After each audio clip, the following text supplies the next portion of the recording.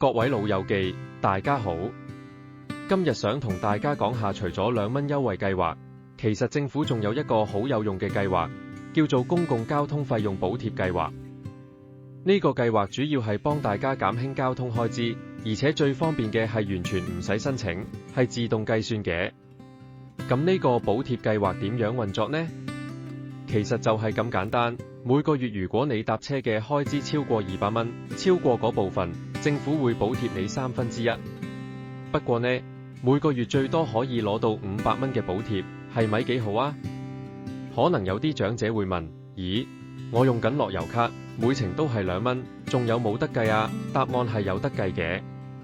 雖然你每程實際只係俾2蚊，但實際嘅交通開支會全部記錄喺八達通卡入面，之後就會自動納入呢個補貼計劃計算範圍。所以，對於啲經常跨區覆診或者去探親朋友嘅長者嚟講，每個月累積落嚟，交通費其實好容易超過200蚊，咁你咪可以攞到額外嘅補貼咯。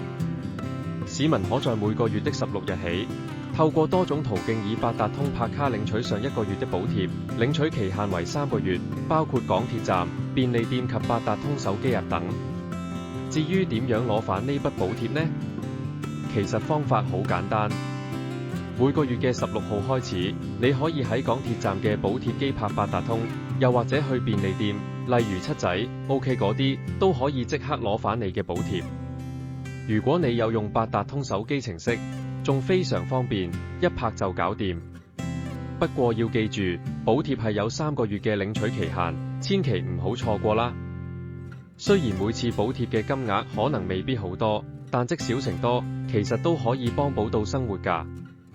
如果善用呢筆錢，你可以改善下生活質素，例如參加啲興趣班，學下新嘢，或者做啲對身體有幫助嘅活動，真係一舉兩得㗎。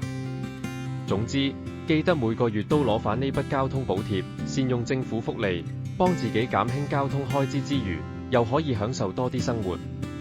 希望今日嘅分享幫到大家，祝各位老友記日日都開心，身體健康，出入平安。